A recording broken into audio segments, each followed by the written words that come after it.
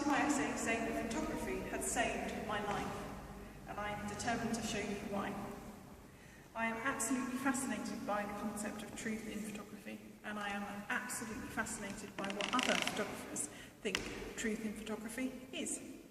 There has been numerous writings on truth in photography, and in my assessment of my examination of what I think truth in photography is, I will be referencing Sontag, I will be referencing Foucault, I will be referencing Beauregard, and of course John Berger.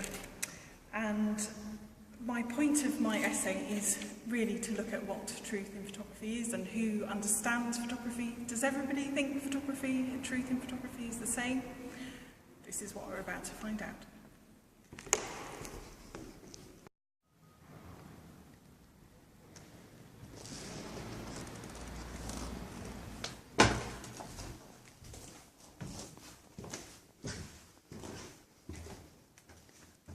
Photography in the dock. In order to find out what other photographers think truth in photography is and how it is represented, I will be interviewing four photographers and 2 photographic commentators. I suspect that I will actually be asking more questions than answering, because the concept and people's understanding of what truth in photography is open to interpretation and differs from person to person, from photographer to photographer, and it may well be that there is no answer as to whether there is truth in photography, but like I said before, that's what we're here to find out. Referencing Sontag's visual code and ethics of seeing, I will try and explore what people see in photographs, literally see in photographs. This also ties in with Barth's conclusion that photographs are actually signs that can be decoded, and that a photographic message without a code is impossible because of its position within a coded system. It's interesting because since its inception, photography has always had the ability to be manipulated. And in 1839, when photography was invented, it was felt very much as a medium of truth, but very soon it was used to deliberately craft untruths. Stop.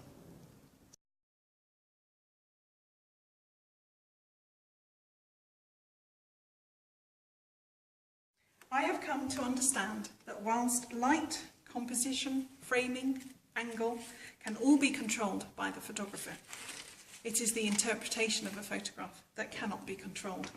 For instance, in this photograph, which happens to be one of my absolute most favourite, I knew I wanted to take this photograph, but was so concerned not to interfere with their privacy, this couple's privacy, that I actually pretended I was filming. Now, for me, this shows love, unity, a relaxed calmness, but to others, some may see it as quite pretentious and quite pointless. But I think this for me represents art and beauty, and maybe that's all photographs need to be.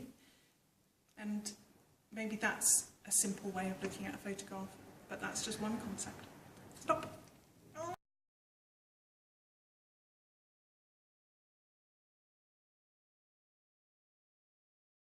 I set up my photography business to capture truth.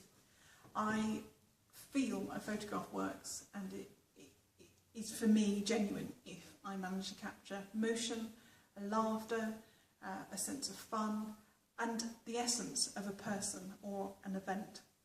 For me, photography works when somebody doesn't know they're being photographed, because it is only when they are observed or know that they are observed that their behaviour changes. So to capture a person when they don't know that they're being photographed is one of my greatest pleasures. And for me, this photograph here, taken at the Paris Photo Fair exhibition in November 2014, is for me a really important example of my work capturing an image that is uncomposed, it's uncontrived. This is just as it happened. This lady stepped into my view, and as soon as she had the background of this light blue colouring, I knew it was a shot I wanted to take. the light on her nose, it's almost rim lighting.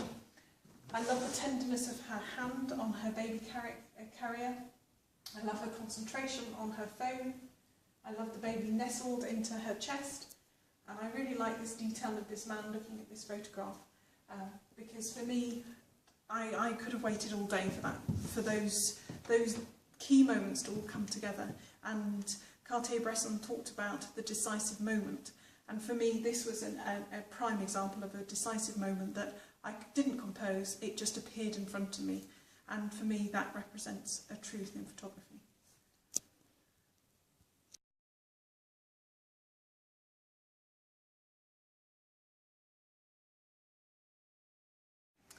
The next photograph that's in the doc, literally, is a photograph I took last week of David Cameron. David Cameron was attending a pre-election rally held in a car manufacturing factory in Coleshill, just outside of Birmingham. The assembled masses gathered, there was great excitement, it was fabulous to watch, and David Cameron leapt up onto the stage and began a really passionate address to the public. And for me, it was a photographer's dream because there was lighting installed, we had the backdrop of people, and David Cameron was a very powerful deliverer.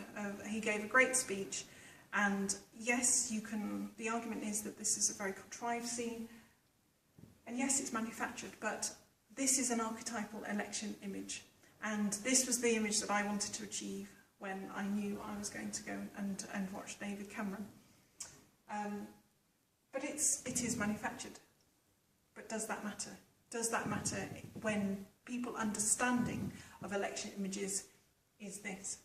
And it picks up on Beauregard's point about whether the Gulf War did or did not happen. Beauregard draws on his concepts of simulation and the hyperreal to argue that the Gulf War did not take place, but was a carefully scripted media event and a virtual war. Beauregard, despite the title of his book, did actually believe that the Gulf War happened, but he argues that it's an issue of interpretation of the images that came out of the Gulf War. For instance, all spectators know about the war was in the form of the propaganda imagery that was released by the US military. The closely watched media presentations made it impossible for us to distinguish between the experience of what truly happened and in the conflict and its stylized selective misrepresentation through simulacra or simulation. And it is this exploration of truth, or the misrepresentation of truth in photography, that I am so keen to explore in my dissertation. And it goes back to that key principle that in a photograph there is more than just one person. In a photograph we have the photographer, we have the viewer, we have the subject, we have the editor, we have the publisher, and we have the advertiser.